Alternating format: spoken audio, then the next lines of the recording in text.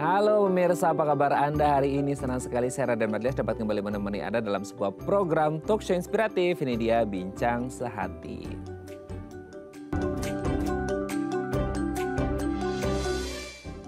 Aduh ya pemirsa, ini beberapa waktu belakangan ini udah sebulanan lebih lah ya, udah berapa bulan gitu ya. Kita kan di Indonesia, aduh cuacanya itu panas banget gitu ya. Anak-anak pada berangkat sekolah, biasa ada yang naik sepeda atau jalan kaki atau dianterin sama orang tuanya gitu ya.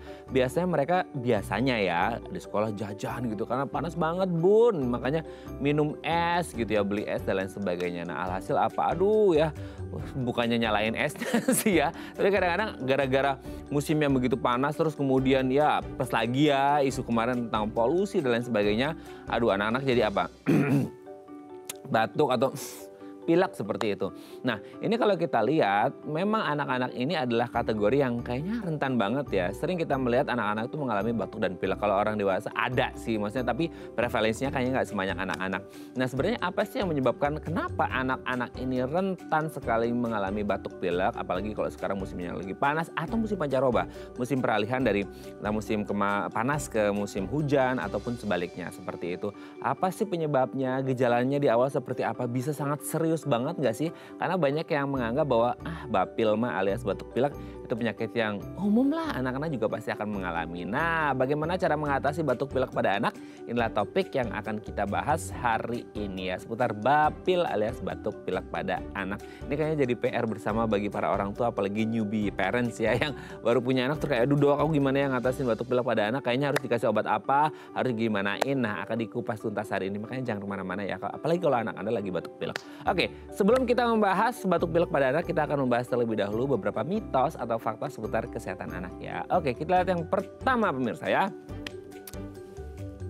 Kelelahan bisa membuat anak mengompol saat tidur. Ini sering banget. Ini kalau relate ke pengalaman pribadi saya sebagai generasi 90-an, dulu sering banget. Ketika kita lagi main siang hari katanya, aduh dek jangan capek-capek gitu ya. Ya namanya juga anak-anak ya, kita kan pasti kayak lari-larian, main petak umpet lah, main apa dulu kalau bola kasti dan lain sebagainya, itu kan pasti butuh lari gitu. Dan mau nggak mau itu kan olah fisik ya, dan di akhirnya pasti kita akan ngerasa kayak badan capek banget. Nah ini yang kadang-kala kayak orang tua jadi worry. Kalau anaknya mainnya capek, udah kecapean, lari-lari, keringetan dan lain sebagainya. Di satu sisi sih mereka akan lumayan tidur nyenyak ya, karena capek makanya tidurnya nyenyak. Tapi di satu sisi orang tua worry banget katanya, kalau anak ini kecapean, super duper vetik gitu ya, kecapean tingkat dewa bahasanya, ini anak bisa mengompol. Tapi gini, apa hubungannya capek dengan ngompol gitu ya? Apakah ada hubungannya memang anak capek dan ngompol sama loh, ngompol itu kan berarti kaitan erat dengan sistem di saluran kemihnya ya. Sebenarnya kalau ngompol itu ada masalah nggak di saluran kemihnya? Atau mungkin ada sesuatu yang bermasalah di ginjalnya? Atau mungkin gangguan psikologis yang memang benar-benar gangguan dari psikis gitu ya. Nanti akan kita bahas, ada hubungan nggak antara ngompol dan kecapean? Oke, kita lanjut yang kedua pemirsa ya. Nah ini juga nih ya, ini sering juga dulu nih, sampai ada meme-nya juga saya pernah beberapa kali lihat di media sosial, itu ada orang tua ngangkat anaknya gitu ya, terus dia belum bisa jalan anaknya, masih ya under 1 tahun lah gitu ya, terus kayak ditempelin tuh kakinya di embun-embun pagi, ya embun pasti pagi ya gitu, embun gitu ya, nah gitu embun, katanya apa? Nggak ngerti sih ini secara it is medically proven atau nggak ngerti ya, tapi kayak ketika telapak kakinya itu nyentuh embun gitu ya, jadi kayak ada stimulate sesuatu lah yang akhirnya si anak ini bisa lebih cepat berjalan, karena kan banyak ini ya, nggak tahu mitos fakta juga sih ini ya pemirsa ya, jadi kayak orang bilang kalau lebih cepat jalan, nanti ngomongnya agak lebih lambat. Kalau ngomongnya lebih cepat, jalannya agak lebih lambat. Nah mungkin kayak anak-anak yang ngomongnya lebih cepat dan jalannya lebih lambat, ini diantisipasinya pakai ditempelin tuh telapak kakinya ke embun-embun seperti itu. Tapi kan kayak embun itu terjadi ya, tapi nggak ngerti sih berapa waktu belakangan ini kayaknya di Jakarta dan sekitarnya nggak ada embun gitu ya. Tapi ada nggak sih penelitian yang menunjukkan bahwa embun pagi ini ternyata bisa loh membuat anak lebih cepat jalan? Nggak ngerti sih, itu dulu sering banget di kampung saya ya, di kampung saya itu sering banget, tapi nggak ngerti, nanti kita akan tanyakan ke dokternya ya. Oke, kita lanjut yang ketiga pemirsa. Anak demam itu katanya nggak boleh dikompres sama air dingin. Nah ini yang kadangkala ini konflik ya antara yang kompres air dingin atau kompres air hangat. Jadi gini, kalau anak demam kan notabene tubuhnya anget dah ya, anget atau panas gitu ya. Kalau apalagi kalau suhu tubuhnya udah lumayan tinggi. Nah yang jadi pertanyaan banyak orang tuh kadang-kadang, dok harusnya dikompresnya pakai air dingin atau air hangat ya? Jadi kalau nalarnya sebagian orang gini, badan anak kan hangat atau panas. Nah supaya nggak hangat atau panas harusnya dikompresnya pakai air dingin dong gitu ya. Ini bagi sebagian ini ya, ini blok sini nih gitu ya. Ini harus pakai air dingin supaya apa? Menetralisir tubuhnya supaya suhu tubuhnya turun, nggak terlalu tinggi. Tapi ada yang bilang, loh nanti kalau pakai air dingin, anak ini kan sebenarnya demam itu kan menggigil. Nah kalau dikasih air dingin nanti dia tambah menggigil dong, tambah kedinginan, tambah parah sakitnya. Nah akhirnya orang bilang, ya udah kalau gitu pakai air hangat. Nah air hangat kayak, loh ini kan badannya hangat, kok dikasih air hangat? Nanti tambah hangat dong. Nah jadi bingung ya. Nanti akan kita bahas ke dokter. Nah sebenarnya kalau anak demam, ini harus dikasih atau dikompres air dingin atau air hangat atau air biasa. Nanti akan kita bahas ya. Oke kita lanjut yang keempat pemirsa.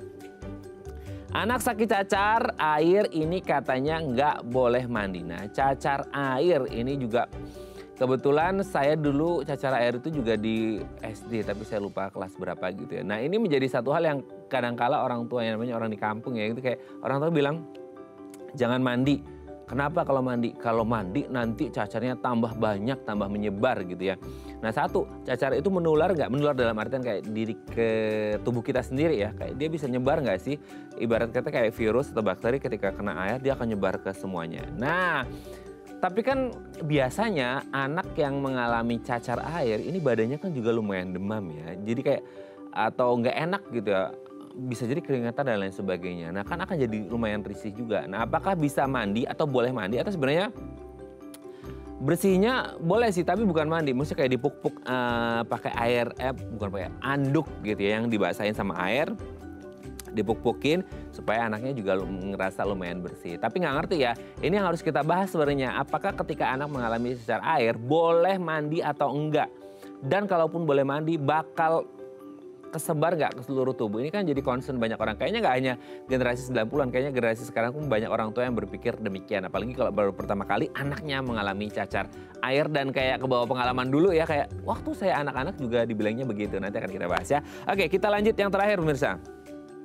Jangan sembarangan pegang dan cium bayi, ini sering banget. Ya kalau masa pandemi kemarin sih oke lah ya. Maksudnya orang pakai masker dan kayaknya dibatasin banget tuh. Nah sekarang kan setelah pandemi sangat mereda ini gitu ya kan orang udah mulai nggak pakai masker lagi, orang udah mulai physical contactnya udah lumayan intens gitu ya. Nah sebenarnya kalau mungkin katakanlah kayak ini kan bapaknya gitu, tapi kondisi gini di rumah istrinya lagi gendong anaknya yang bayi, suaminya pulang, bapaknya si anak pulang dari kerjanya outdoor gitu ya, terus tiba-tiba pegang anaknya, cubit pipinya, cium keningnya, ini kan kayak aduh jadi bisa bahaya nggak sih apa yang dibawa sama bapaknya ini dari luar bisa jadi mengontaminasi si anak dan bisa jadi bawa penyakit. Aduh kasihan ya.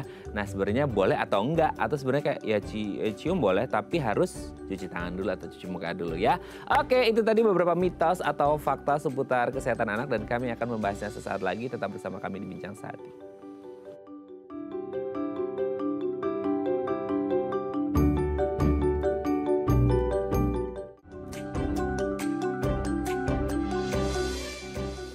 Baik, Anda masih bersama kami di Bincang Sehati. Tadi di segmen sebelumnya kita sudah membahas ya, ada beberapa mitos atau fakta seputar kesehatan anak. Nah, untuk mengonfirmasinya ini beneran fakta gitu ya. Atau cuma, aduh kayaknya mitos ya dari zaman dahulu kayaknya kita dengar kenapa mitos ini gak hilang-hilang. Nah, harus hilang ya hari ini kalau ini beneran mitos. Nah, untuk membahasnya telah hadir bersama kami di studio Bincang Sehati ada Dr. Imade Indra Waspada SPA, dokter spesialis anak dari RSIA Kemang Medical Care. Selamat pagi dok, apa kabar? Selamat pagi Mas Alden. Sehat ya dok ya? Sehat. Sehat. Oke, dok hari ini kita akan membahas yang kayaknya ini jadi PR-nya banyak orang tua nih dok. Apalagi dia baru punya anak pertama. Nah, terus kemudian anaknya batuk pilek atau ada sakit dan lain sebagainya seperti tema kita hari ini. Tapi kita akan membahas kesehatan anak secara umum dulu nih dok. Yang kadang-kala kayak orang tua ke bawah, mungkin ya anaknya dia ini generasi milenial. Jadi ke bawah nih dok edukasi orang tua zaman bahla sekarang gitu ya. Yang pertama itu kelelahan katanya bisa bikin anak itu ngompol pas lagi bobo. Nah ini kan ya namanya anak-anak pasti akan suka lari-lari dan lain sebagainya. Meskipun kita ngeliat orang tuanya aja kayak aduh capek banget, tapi anaknya nggak capek. Tapi ternyata in the end of the day-nya dia capek dan bisa ngompol nggak sih sebenarnya? Ya, itu mitos ya. Oh mitos, oke. Memang tidak ada bukti bahwa kelelahan membuat anak jadi sering mengompol. Mengompol sendiri kan memang banyak faktor ya yang menyebabkan, mempermudah. Contohnya misalkan ada anak yang obesitas atau punya juga gangguan pernapasan tidur, misalkan obstructive sleep apnea syndrome. Ada juga anak-anak yang mengalami infeksi saluran kemih, gangguan-gangguan pada struktur ginjalnya, juga persyarafannya. Atau anak-anak memang yang stres atau punya kecemasan, yang punya ansietas, atau bahkan gangguan-gangguan perilaku seperti ADHD. Jadi memang tidak ada hubungan antara kelelahan dengan mengompol itu sendiri sebenarnya. Oh oke, jadi mungkin jadi catatan buat orang tua ya dok ya. Kalau misal anaknya sering mengompol jangan diocehin, adek jangan capek-capek mainnya, bukan itu ya. Tapi mungkin orang tua harus ngecek, siapa tahu dari secara medis mungkin kayak di ginjalnya, di saluran kemihnya ada infeksi dan lain sebagainya. Atau mungkin secara psikis ya tadi ada stres dan lain sebagainya. Yang mungkin orang tua nggak kepikiran kayak, nggak mungkin lah masa anak-anak stres dan lain sebagainya. Dan kayak kayaknya dia nggak ada keluhan apa-apa kok, ginjalnya kayak baik-baik aja. Tapi kan kadang-kala orang tua nggak ngeh ya kalau anaknya itu sakit, dan anaknya juga nggak tahu kalau itu sakit dan nggak cerita ke orang tua gitu ya kali ya dok ya. Oke dok, kita lanjut yang kedua ya dok ya. Ini juga nih, embun pagi nih dok, bisa bikin anak cepat jalan. Nah gimana tuh dok? Ya, itu juga mitos ya. Jadi sejauh ini belum ada bukti yang menyokong atau mendukung pernyataan tersebut. Namun ya tentu ada manfaat ya kalau misalkan mau berjalan di atas rumput atau embun yang ada embunnya ataupun tidak gitu ya. Jadi bisa juga membantu memperkuat otot-otot di telapak kaki, tendon-tendon dan ligamen di daerah tersebut. Tidak ada salahnya, tapi tidak ada hubungan dengan jadi lebih cepat jalan atau tidak gitu. Tapi mungkin gini dok, nggak tahu nih, ini sering juga. Tadi saya sebut di segmen sebelumnya, kenapa orang pingin anaknya cepet jalan? Karena biasanya, ini nggak tahu juga mitos atau fakta nih dok. Biasanya ada yang selalu kepikiran bahwa anak yang ngomongnya lebih cepat, jalannya akan lebih lambat. Begitu juga dengan sebaliknya, anak yang jalannya lebih cepat, ngomongnya lebih lambat gitu. Nggak tahu karena memang lambat atau ada speech delay juga ya gitu. Tapi dari dua hal tadi dok, jalan cepat, ngomong lambat, ngomong cepat, jalan lambat, itu beneran atau mitos juga sih dok? Itu juga mungkin mitos ya, karena sebenarnya kan tahapan perkembangan anak itu berbeda-beda ya. Ada anak yang memang dia kinestetiknya lebih advance, lebih maju, lebih dulu dibanding yang linguistiknya. Misalkan kayak secara umum, secara genetik, misalkan memang anak laki-laki biasanya bicara atau linguistik lebih lambat dibanding perempuan. Tapi ya intinya bahwa kalau satu anak lebih cepat berjalan jadi lambat bicaranya atau hubungannya tidak langsung begitu ya. Jadi tergantung tahapan masing-masing anak. Yang penting adalah tidak ada red flags atau tanda bahaya dalam perkembangan anak-anak tersebut gitu. Misalkan satu lebih cepat maju, jalannya di 11 bulan sudah jalan. Tapi ada yang 13,5 bulan jalan atau 18 bulan harus bisa jalan 18 bulan gitu. Jadi nggak ada masalah sebenarnya kalau dia bicara lebih dulu tapi jalan lebih telat. Yang penting tidak melanggar aturan-aturan perkembangan gitu. Berarti tidak ada parameter khusus yang ideal bahwa di usia segini anak bisa ngomong, harus bisa jalan. Tapi memang standar cara umumnya adalah gitu. Ada batasan kapan harus mulai berhati-hati. Nah gitu, jadi kalau udah mulai, udah 2 tahun, 3 tahun belum bisa jalan, itu justru waspada gitu ya dok ya. Oke dok, kita lanjut yang ketiga. Anak demam nih, nah ini masalah kompres dengan air apa nih? Air dingin, air anget, atau air biasa gitu, nggak anget, nggak dingin, atau gimana sih dok sebenarnya? Ya, jadi sebenarnya kalau dengan air dingin itu benar, itu fakta. Jadi jangan pakai air yang dingin, karena sebenarnya prinsipnya kan, sebentar saya potong. Tadi kan ada Mas Raden sebut menggigil ya, kan kali kedinginan, kok di kompres air dingin gitu ya. Jadi sebenarnya itu kalau sebelum mencapai demam tinggi, itu pasti anak biasanya akan menggigil dulu. Karena ada set point di hipotalamus yang memerintahkan otak bahwa tubuh harus membentuk panas dalam tinggi tertentu kan. Nah, maka tubuh akan menggigil hebat untuk berusaha dia membentuk panas yang di set tadi di hipotalamus itu. Nah, kalau misalkan sudah tercapai, menggigilnya akan berhenti. Nah, jadi memang kalau memang lagi menggigil itu, biasanya dia memang akan membentuk panas, akan membentuk demamnya itu. Tapi disitulah mungkin bisa kita selimutin, jangan terlalu dingin ruangannya gitu ya. Tapi begitu sudah tercapai panas yang diinginkan oleh tubuh, maka menggigilnya biasanya sudah berhenti. Dan saat itu malah kita jangan selimutin lagi, jangan terlalu panas ruangannya, jadi supaya bisa turun kemudian demamnya gitu. Nah, masalah kompres, jadi sebisa mungkin sih kompres dengan air yang agak hangat, ya, suam-suam kuku misalkan, atau air biasa tapi jangan dingin, karena kalau dingin maka yang terjadi vasokonstriksi atau pembuluh darah akan mengkerut, sehingga panas malah nggak bisa keluar kan. Oh iya. Tapi kalau seandainya, betul, karena pembuluh darahnya malah dia dibuat jadi mengkerut kan, kalau terlalu terpapar oleh suhu dingin. Namun kalau terlalu panas juga malah tidak bisa terjadi perpindahan panas itu sendiri kan, karena kan di luar lebih panas dari tubuh kita, konduksinya tidak terjadi perpindahan panasnya. Betul. Yang baik memang agak hangat karena pembuluh darah bisa melebar dan panas bisa keluar. Tapi tidak terhambat pengeluarannya karena di luarnya terlalu panas. Dan juga tidak jadi mengkerut karena terlalu dingin. Jadi memang air biasa atau agak hangat tapi jangan lebih panas dari badannya. Itu kata kuncinya. Jangan lebih panas dari badannya. Nah, gitu. ini dia. Ini ilmu yang sangat penting loh, Dok. Karena banyak orang tua yang bingung loh beneran. Antara air dingin, air hangat, air biasa. Berarti intinya adalah air biasa yang menuju ke hangat gitu ya. Hangat. Tapi jangan lebih panas dari badannya. Jangan lebih panas dari badan si anak. Betul. Ya. Para bunda di rumah ingat ya, jadi jangan lebih panas dari badan si anak ya. Oke Dok, kita lanjut ya yang keempat. Nah ini juga banyak, sakit cacar nggak boleh mandi Dok. Gara-gara itu bakal bisa nyebar kemana-mana, yang pertamanya cuma 2-3 titik, bisa jadi 10-15 gitu gara-gara mandi. Nyebar nggak sih ke seluruh tubuh kalau mandi Dok? Ya, kalau tidak boleh mandi saat cacar itu mitos.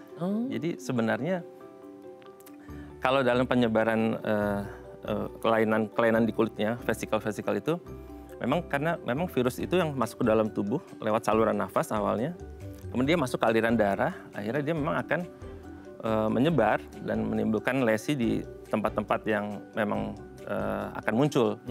Bukan berarti begitu kita mandi terus kita membawa cacar ke seluruh tubuh ya, jadi tidak ada hubungannya. Jadi justru mandi itu dianjurkan karena supaya kulit bersih. Dan kita tahu memang kalau kulit kotor atau banyak kuman yang tidak baik, itu bisa menimbulkan infeksi sekunder bakteri. Karena pada cacar kan kadang-kadang sudah menyembuhkan dia pecah atau ada luka. Kalau kulitnya kotor, jadi bisa terjadi kontaminasi oleh bakteri-bakteri kulit. Nah, jadi tujuannya memang mandi ini adalah supaya tubuh tetap bersih, meminimalkan infeksi sekunder di kulit, infeksi oleh bakteri maksudnya, dan juga mungkin memang bisa juga membuat lebih nyaman karena kan kadang gatal ya, jadi lebih nggak terlalu merasa gatal dan lebih merasa lebih segar juga, jadi tetap dianjurkan untuk. Tapi mungkin yang banyak bertanya gini orang tua Dok, karena takutnya pas lagi mandi kegosok-gosok pecah, terus cairannya nyebar, itu bisa bikin cacar juga atau enggak? Kita kan mandi, kalaupun kan gini, memang penyebaran utama sebenarnya lewat droplets ya, lewat liur. Sebenarnya penyebaran utama lewat liur saat anak itu batuk atau bersin atau berbicara atau bertukar minum atau apa. Nah itu virusnya akan masuk lewat saluran nafas itu, nah baru menyebar ke aliran darah ya. Jadi kontak langsung dari vesikel itu bisa memang, tapi kejadiannya sangat jarang. Apalagi pas mandi itu kan sebenarnya kita mandi ya. Jadi kalaupun misalkan ada vesikel yang pecah nih, ya kan akan terbilas ya, akan tercuci gitu dengan sabun juga. Jadi nggak usah takut. Dan itu nggak akan kontak lama di kulitnya kan, kecuali kita iseng kita pecahin, didiemin gitu ya. Kan ini kan dia pasti kan mandi. Ayo nyebar nggak gitu ya. Mandi terus bersih gitu. Jadi ya seperti itu kira-kira. Jadi memang tidak usah takut kalaupun ada vesikel yang pecah-pecah, paling hanya di sekitar. Dan itu bukan langsung terbilas, dan oleh sabun juga mungkin tidak akan membuat penyebaran di sekitarnya sebenarnya. Nah, jadi tetap boleh ya Bu anaknya kalau cacar air lagi boleh mandi gitu ya. Oke, kita yang terakhir Dok ya.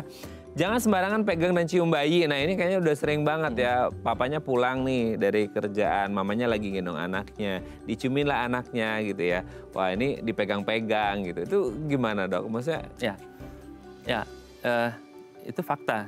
Jadi tidak boleh sembarangan gitu ya kita memegang atau mencium anak gitu ya. Kalau memang kita kondisinya lagi nggak bersih ya. Yes. Karena kita tahu bahwa bayi itu kan imunitasnya masih belum bagus. Jadi daya tahan tubuhnya masih rendah dan rentan sekali tertular penyakit-penyakit yang dimana kita tahu bahwa tangan kita adalah sumber kuman ya. Betul. Saluran napas kita juga sumber kuman. Jadi kalau misalkan ya sebaiknya benar kalau ingin memegang buah hati kita, jadi cuci tanganlah yang bersih, ganti pakaiannya kalau perlu kan memang karena dari luar kan akan membawa kuman yang nempel ya di badan. Lalu juga tentu kalau kita lagi batuk pilek ya kita tahu ya kita jangan lupa pakai masker ataupun kalau bisa ya tidak dulu berdekatan dengan saluran napas dan tidak mencium terlalu dekat karena kan kita lagi sakit ya. Jadi itu intinya sih itu. Jadi jangan sampai kita lupa bahwa tangan banyak kuman, saluran napas juga kalau kita sakit juga sangat mudah menularkan. Itu ya. Yang penting jadi sih ini itu. catatan ya untuk para ayah dan bunda di rumah, jangan sembarangan pegang dan cium ya bayinya maksudnya ya. Oke, terima kasih ya Dok ya. Nanti kita lanjut lagi ngomongin bapil pada anak ya. Baik. Oke pemirsa, kalau Anda punya pertanyaan seputar tema kita hari ini boleh tanya-tanya di 0212903244 atau DM Instagram kami di @daifamily. Kami akan kembali saat lagi.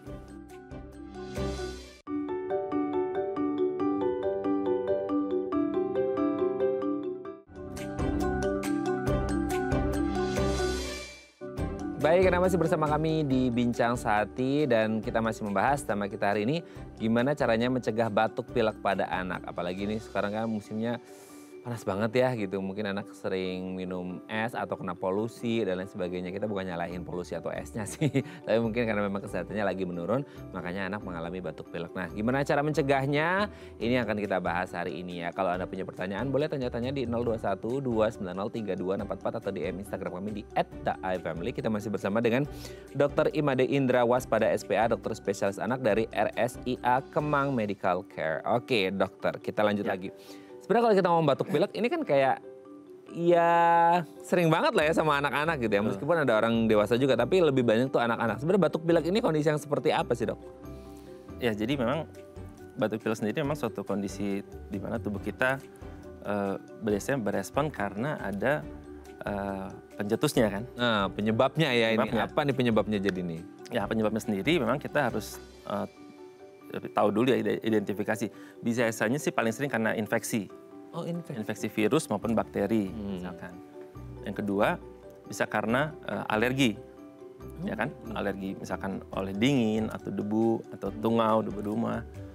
Atau yang bisa juga karena iritasi oleh zat-zat kimia tertentu. Misalkan kayak polusi udara misalkan itu bisa juga menyebabkan suatu respon tubuh di mana lendir jadi meningkat produksinya sehingga tubuh jadi berusaha untuk membersihkan lendir itu dengan cara dia batuk atau dia pilek atau bersin, jadi meningkatkan produksi lendir di tubuh karena ada pencetus tadi gitu. Oke. Tapi kalau kita ngelihat batuk pilek kan sering ya Dok ya. Sorry ini kayak kalau cerita anak-anak ini normal lah ya. Jadi anak itu kan ada yang sampai melernya itu parah banget gitu. Apalagi sampai hijau gitu ya, kuning kehijau-hijauan itu apa ingusnya gitu ya dan lain sebagainya. Itu kan udah di posisi yang udah parah banget. Bisa nggak sih kita sebagai orang tua atau ngasih arahan nih ke anak kita gitu ya, Dek kalau nanti udah kerasa badan gimana-gimana ngomong ke mama ya, nanti mama kasih vitamin atau obat gitu. Jadi kayak gejala di awal sebelum anak benar-benar udah kayak batuk parah, pilek parah itu biasanya apa yang dirasakan sama anak? Karena kadang-kadang kan anak juga nggak mau cerita gitu ya Dok ya ke orang tuanya bahwa mah aku begini badannya. Karena mungkin mereka juga nggak aware dan nggak notice bahwa itu menuju ke batuk pilek. Yang dirasakan baik si anak atau orang tua ngeliat itu apa Dok? Jadi sebenarnya kan kalau batuk pilek sendiri itu kan memang pasti awalnya ada gejala yang muncul tuh bisa ringan, bisa berat gitu ya. Oke. Artinya semua juga kan tergantung dari daya tahan tubuh si anak, keganasan dari virus atau bakteri itu gitu kan, dan juga lingkungan sekitarnya dia juga ya. Maksudnya kalau dia dalam lingkungan yang banyak virusnya, misalkan di lingkungan tertutup ya di kelas atau di daycare itu pasti akan terpapar beberapa jenis mungkin bisa berbarengan gitu kan. Sentral. Ya, jadi artinya sulit mengatakan bahwa awalnya ringan begitu tidak diobati akan menjadi berat nih kalau virus yang maksudnya kalau memang penyakit batuk pilek biasa ya. Jadi itu banyak faktor yang mempengaruhi. Cuma memang bisa terjadi komplikasi-komplikasi kalau kita tidak perhatikan, maksudnya oh batuk pilek biasa nih kayaknya gitu kan. Nanti juga sembuh sendiri kan gitu kan. Betul. Tapi ternyata kok ada demam. Oh kok demamnya kok masih ada terus sudah lebih dari 48-72 jam terus anaknya juga mulai misalkan oh kok kayaknya napasnya ternyata udah mulai sesak, kita tidak aware. Nah, maksudnya kita juga jangan sampai tidak memperhatikan anak dalam hal ini, takutnya ada komplikasi-komplikasi yang memang sebenarnya sudah harusnya dibawa ke dokter, tapi telat. Ya, tapi kalau di awal memang batuk pilek itu memang kita juga belum bisa sih sebenarnya prediksi dalam arti, oh ini nanti akan berkomplikasi, oh ini akan enggak. Jadi yang penting sih, begitu anak kita sakit atau dirasa ada yang aneh, kondisinya, ya kita harus perhatikan terus memang. Nah itu dia, yang kadang-kadang agak miss di orang tua dan anak. Kalau anak sih oke lah, karena nature-nya mereka belum paham gitu ya. Nah orang tua mungkin karena sibuk kerja, usaha dan lain sebagainya, akhirnya nggak notice bahwa anaknya, oh ada yang berbeda nih sama anaknya. Nah ketika udah kayak, oh oke dok, ini anak saya udah mengalami batuk pilek. Tapi kadang-kala ya dok, kayak ini banyak orang tua bilang, ah ya udahlah namanya batuk pilek pada anak udah umum gitu ya, udah dibiarin aja nanti juga sembuh sendiri gitu. Nah sebenarnya normalnya ketika anak mengalami batuk pilek ini berapa lama, kan ada ya yang kayak anak ini udah sebulanan masih aja pilek nggak kelar-kelar gitu, nggak tahu kita di luar konteks diobatin atau nggak diobatin ya, entah karena obat dari dokter atau obat dari warung gitu. Itu normalnya anak mengalami batuk pilek ini bisa paling lama berapa sih normal ya? Kalau di luar itu kan berarti nggak normal gitu. Betul. Jadi sebenarnya kalau didefinisikan sendiri, batuk itu atau pilek ini ada yang sifatnya akut dan ada yang kronik. Oh, oke. Kalau akut itu batasannya 2 minggu sebenarnya. Jadi satu episode ISPA, ISPA itu kan artinya singkat dari infeksi saluran pernapasan hanya akut, bukan atas ya. Jadi ISPA itu ada yang atas, ada yang bawah. Nah, ISPA atas dari tenggorokan ke atas, ISPA bawah itu yang kena ke saluran napas di bawah. Jadi bisa ke paru-paru tuh misalkan itu ISPA yang bawah. Jadi hanya akut ya, bukan atas. Dan ini sering disalah persepsikan ya. Oh ISPA itu saluran atas bukan akut. Nah akut itu 2 minggu. Di literatur dikatakan ya sekitar 7-10 hari rata-rata. Cuma bisa sampai 2 minggu tadi. Namun ada juga atau jarang ada yang memang bisa sampai 35 hari. Jadi pasca virusnya tersebut, batuknya itu. Nah itu sudah masuk memang kronik ya. Cuma jarang. Gitu. Jadi rata-rata 2 minggu. Oke, berarti kalau ada anak udah kayak udah 2 minggu lebih nih dok anak saya, wah ini udah kronik, ini harus benar-benar ada sesuatu gitu yang harus dicari tahu apa penyebabnya. Nah kadang-kadang orang tua juga nggak aware juga karena dipikirnya bakal bisa sembuh sendiri. Nah ini juga jadi pertanyaan menarik, bisa sembuh sendiri nggak sih si batuk pilek ini? Nanti kita bahas di segmen selanjutnya ya dok ya. Baik. Oke pemirsa, kalau Anda masih punya pertanyaan seputar tema kita hari ini boleh tanya-tanya di 021-290-3244 atau DM Instagram kami di @daifamily. Kami akan kembali saat lagi.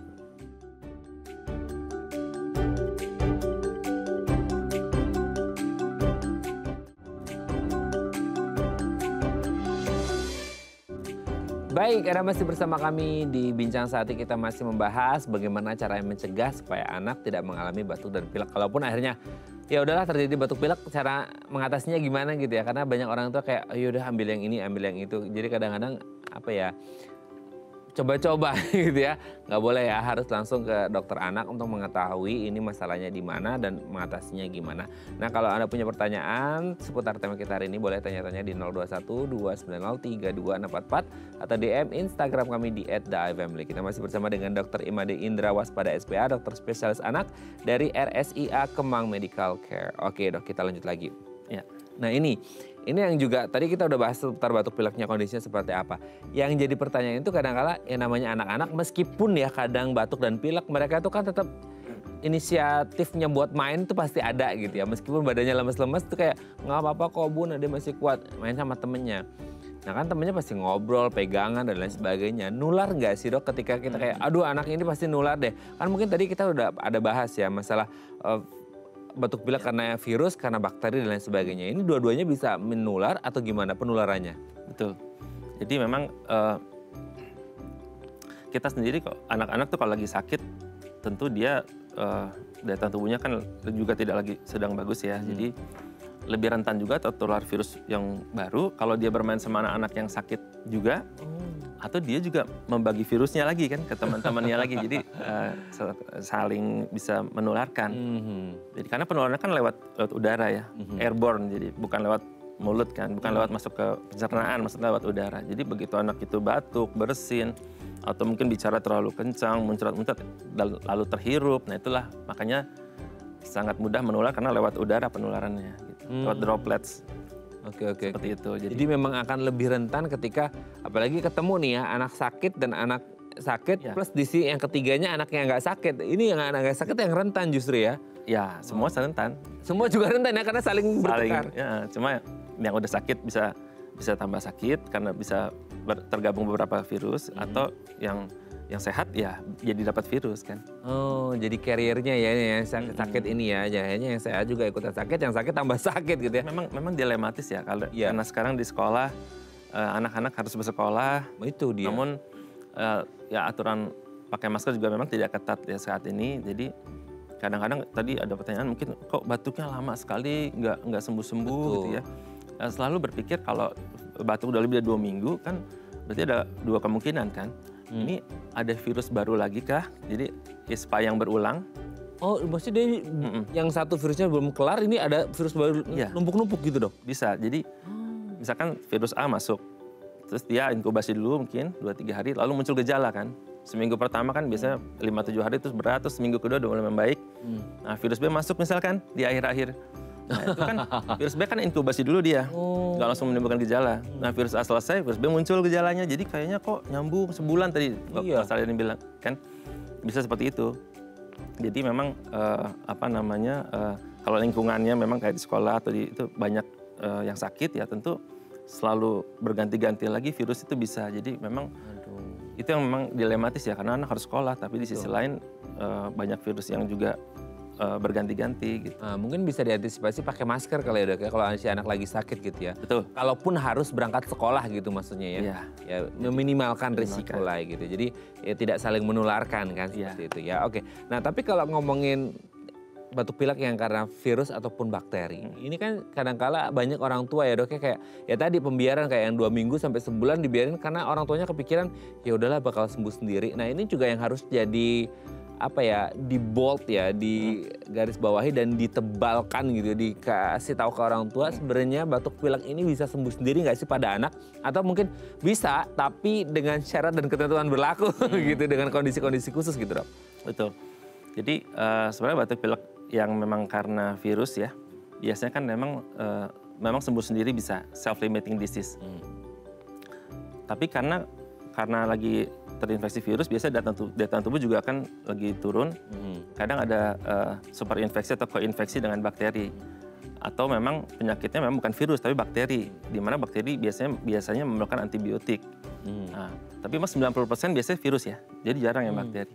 Nah yang harus jadi perhatian adalah misalkan kita harus tahu nih, oh iya dia ada batuk pilek, tapi anaknya sehat-sehat aja, misalnya nyaman-nyaman aja, makan minum biasa, tidur juga nggak masalah, aktif ya.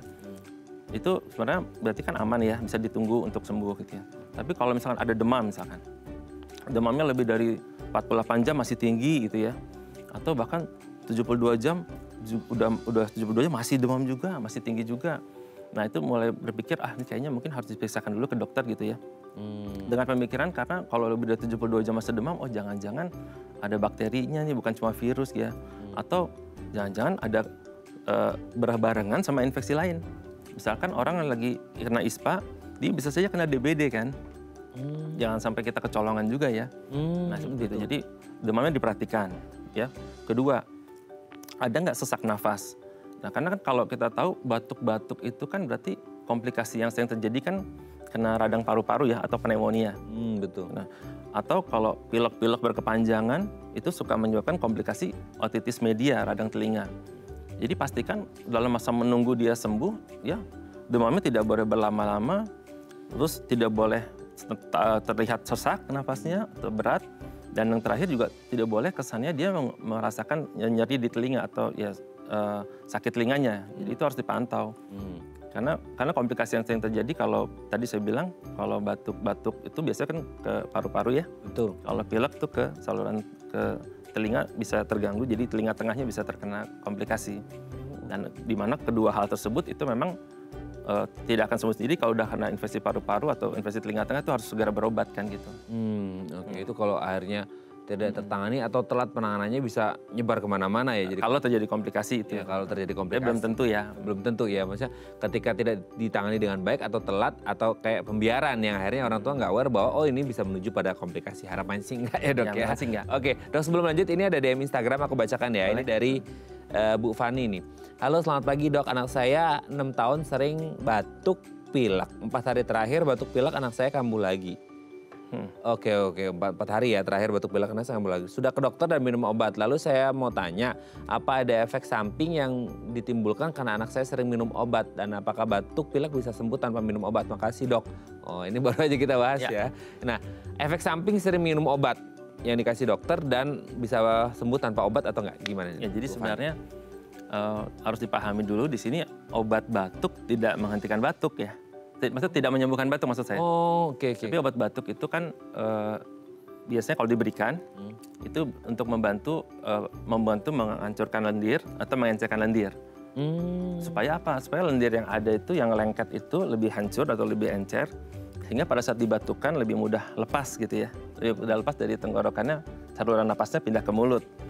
Biasanya anak-anak akan menelan itu ya, menelan lendir tersebut nggak apa-apa, nggak usah takut juga ya. Nah, tetapi obat pilek misalkan kalau obat batuk untuk mengencerkan atau menghancurkan lendir, kalau obat pilek biasanya untuk mengurangi gejala mampetnya kan. Tapi bukan berarti dia akan menyetop batuk pilek itu seketika, bukan. Jadi obat batuk pilek itu makanya disebutnya simptomatik ya, untuk meringankan gejala gitu. Nah, sebenarnya obat juga tidak harus diberikan bila memang gejalanya ringan. Saya juga edukasi demikian ke pasien-pasien. Jadi, tapi kalau memang batuknya terlalu hebat, terlalu mengganggu, mungkin dipertimbangkan untuk pemberian obat. Gitu juga kalau pilek atau mampetnya juga sangat mengganggu tidur atau pada bayi-bayi untuk mengganggu menyusunya, bisa diberikan beberapa medikasi, tapi nggak harus yang diminum dulu kan. Misalkan kayak pilek bisa kasih balsem dulu atau essential oil, balsem atau essential oil yang ditetes di baju atau di tisu atau di diffuser misalkan. Atau misalnya ingusnya kalau banyak di dalam hidung, dia belum bisa buang ingus, ya kita bisa juga semprot-semprot hidungnya gitu ya, untuk membantu mengencerkan ingusnya. Nah, sedangkan obat yang diminum sendiri sebenarnya kan sebenarnya kalau dosisnya benar, intervalnya juga benar, itu kan tubuh akan diberi kesempatan untuk memetabolisme dulu ya, terus mengekspresikan atau mengeluarkannya lewat ginjal itu tidak akan menumpuk istilahnya, tidak akan jadi akumulasi terus tertahan dalam badan. Tadi kan ditanya sudah minum lama, berulang dan minum obat terus. Yang penting perhatikan dosis dan intervalnya dan apakah memang perlu saat itu diberikan. Jadi nggak usah juga diberikan rutin 3 kali sehari. Misalkan obat pilek, anaknya lagi sekolah, dikasih pagi-pagi, nanti dia ngantuk deh. Dia nggak bisa belajar di sekolah, nggak bisa ujian. Nah, makanya saya bilang terutama kalau malam mampetnya mengganggu, ya silakan dikasih, tapi kalau pagi siang nggak terlalu mampet atau nggak terlalu pilek banget, ya nggak usah juga dikasih. Jadi maksudnya jangan sampai dibikin rutin harus 3 kali sehari. Obat batuk juga gitu, misalkan dia batuknya juga ringan atau jarang, nggak harus obat batuk juga nggak apa-apa kan gitu ya. Banyak minum misalkan biar encer juga kan cairan lendirnya kan. Atau memang malamnya saja, misalkan kalau memang pagi siangnya nggak terlalu, atau malamnya kan kadang ada anak yang batuk malam lebih hebat, itu bisa supaya malam lendirnya kondisinya tidak terlalu lengket saat itu. Jadi pas batuk lebih mudah lepas lendirnya. Oke. Kira-kira. Mungkin ini bisa menjawab pertanyaan Bu Fani ya. Tapi ini kalau melanjutkan pertanyaan Bu Fani nih dok, yang juga mungkin jadi pertanyaan banyak orang. Itu kalau minum obat gitu ya, satu pasti mengatuk ada gitu ya. Itu emang alami ya dok ya, maksudnya dari diri obatnya itu sendiri. Jadi kadang-kadang obat pilek biasanya. Obat pilek ya. Karena mengandung obat alergi di dalamnya biasanya. Oke. Yang sirup sediaan. Oke. Nah itu yang pertama. Yang kedua, berapa lama sih orang tua kadang-kadang ya udahlah sampai habisin dulu obatnya, atau kayak maksimal 3 hari Bu, kalau anak ibu 3 hari belum itu harus periksa lagi atau gimana? Karena kadang-kadang orang tuh ya udahlah 3 hari obat belum habis, habisin aja dulu sampai seminggu atau 2 minggu, baru kalau belum sehat konsul lagi ke dokter. Jadi sebenarnya balik lagi ke tadi bahwa yang penting selama tidak ada komplikasi seperti mengarah ke komplikasi ke paru-paru atau ke telinga misalkan, atau ya tadi demam yang berkepanjangan, sebenarnya kan obat tidak akan menyembuhkan ya saya bilang, tapi maksudnya gini, pakailah obat itu di saat memang sedang diperlukan banget gitu. Kalau misalkan tidak lagi terlalu perlu, nggak usah juga minum obat, menurut saya sih seperti itu gitu. Jadi lihat situasi dan kondisi saat itu anak itu, apakah memang saat itu lagi perlu obat atau tidak gitu aja sih sebenarnya. Kan ada komplikasi atau tidak gitu kan. Karena kalau dibiarkan terus tapi ternyata ada komplikasi, dia tidak akan sembuh-sembuh. Tapi kalau memang dasarnya tidak ada komplikasi dan memang cuma virus biasa, dengan tanpa obat pun akan sembuh sendiri gitu. Gitu. Bukan disembuhkan oleh obat gitu. Oke. Nah yang juga menarik tadi dokter ada sempat mention dan ini juga kayaknya pengalaman kita pribadi waktu kecil dan orang tua ngelihat gitu ya. Jadi ketika anak entah diminumin obat atau segala macam karena tadi untuk mengencerkan dahak supaya bisa keluar gitu. Jadi bertanya itu kadang-kadang anak batuk orang tua selalu bilang keluarin deh, malah ditelan gitu. Ataupun yang di hidung, yang pilek gitu kan disentrup, apa bahasa Jermannya itu sentrup gitu. Gitu, nah itu kan akhirnya masuk ke dalam gitu. Nah itu kalau akhirnya tertelan, emang harus dikeluarkan atau ketelan, ya bukan memang niatnya mau ngenalan ya, tapi kalau ketelan itu gimana sih dok? Maksudnya aman atau gimana? Atau kayak, ya kalau ketelan mah nanti naik lagi jadi batuk lagi deh gitu. Nah sebenarnya prinsipnya kan, lendir itu saat dibatukan dia akan pindah dari saluran napas ke mulut terus masuk ke perut kan. Jadi dari saluran napas ke saluran pencernaan. Tidak ada masalah karena sebenarnya lendir itu di pencernaan akan terurai juga ya di saluran pencernaan.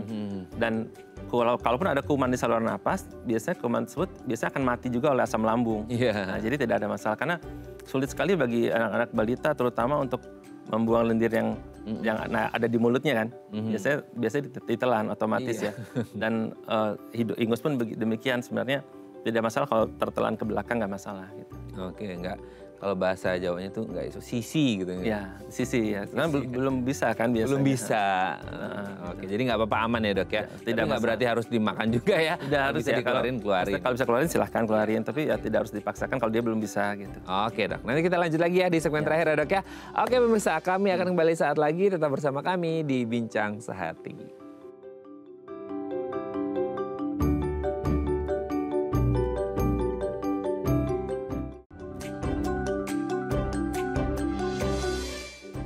Baik, karena masih bersama kami di Bincang Sehati, kita masih membahas tema kita hari ini bagaimana cara mencegah batuk pilek pada anak. Masih bersama dengan Dr. Imadeo Indra Waspada SPA, dokter spesialis anak dari RSIA Kemang Medical Care. Oke dok, kita lanjut lagi. Kalau kita ngomongin tentang anak, ya ini ya, kadang-kadang kita susah ya, namanya anak itu kan kalau udah dilepas keluar rumah kita nggak ngerti ngapain gitu ya, meskipun dia dalam kondisi batuk pilek seperti itu.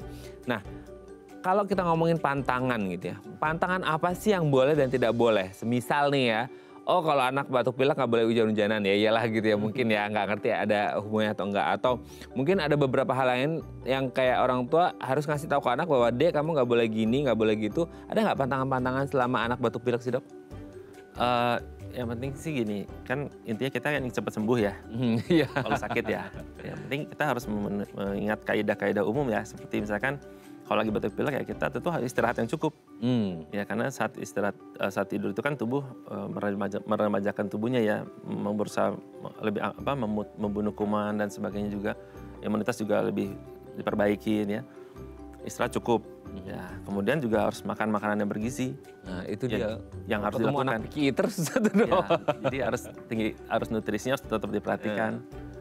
Nah, yang ketiga memang hal-hal apa yang memang dia sebelum sakit dia memang alergi terhadap hal tersebut ya tentu jangan diberikan. Misalkan kalau anaknya alergi sama coklat ya jangan lagi sakit kena ISPA terus diberikan coklat, nanti tambah berlebihan kan respon tubuhnya. Itu kadang-kadang orang tua yang itu dong nggak tegaan sama anak gitu ya. Jadi mah harus tahu dulu apa sih sebenarnya pantangan yang sebelum dia sakit. Memang dia kalau lagi misalkan makan ciki, Cheetos dan maaf sebut merek, maksudnya semua jenis makanan yang gitu ya. Yang ada MSG-nya ternyata atau pemanis buatan atau pewarna atau penyedap rasa, itu dia jadi hiperreaktif saluran napasnya, itu juga jangan dikasih dulu ya. Meskipun rewel minta itu mah gitu. Kecuali memang dia terbukti tidak ada masalah dengan itu. Misalkan, jadi orang tuanya harus tahu dulu ini sebelum sakit ada masalah apa enggak gitu ya. Kan karena kadang-kadang kan orang tua bilang, oh nggak boleh makan coklat nanti batuk gitu kan. Iya. Jangan minum es nanti batuk gitu kan.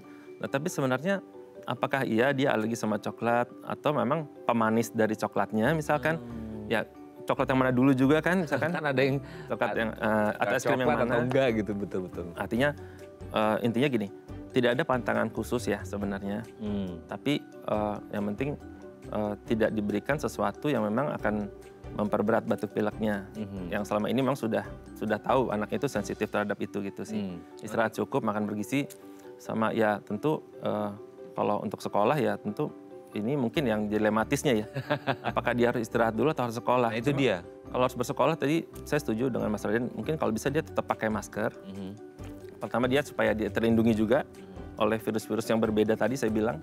Atau juga dia tidak mudah menularkan ke orang sekitar. Jadi itu kalau ada biasa istirahat dokter 3 hari udah cukup belum sih dok? Kalau misalnya harus istirahat di rumah 3 hari udah cukup belum waktu itu? Sebenarnya istirahat itu kan tergantung kondisi umum anaknya ya. Jadi kalau orang tua yang menginginkan surat sakit, tentu diistirahatkan maksud saya, ya tentu kita bisa istirahatkan dulu. Tapi kalau misalkan anaknya tidak demam, memang tidak demam, anaknya juga aktif, biasa, sebenarnya tidak harus tidak sekolah. Cuma ya secara umum harus banyak istirahat juga setelah pulang sekolah, jangan bermain, harus tidur cukup, minum multivitamin yang diperlukan, terus makan yang bergizi, minum yang cukup. Jadi untuk sekolahnya berapa lama cutinya, istirahatnya itu tergantung kondisi anaknya juga. Nah itu juga yang menarik, multivitamin. Karena kan ada anak susah makan pasti waktu sakit ya dok ya.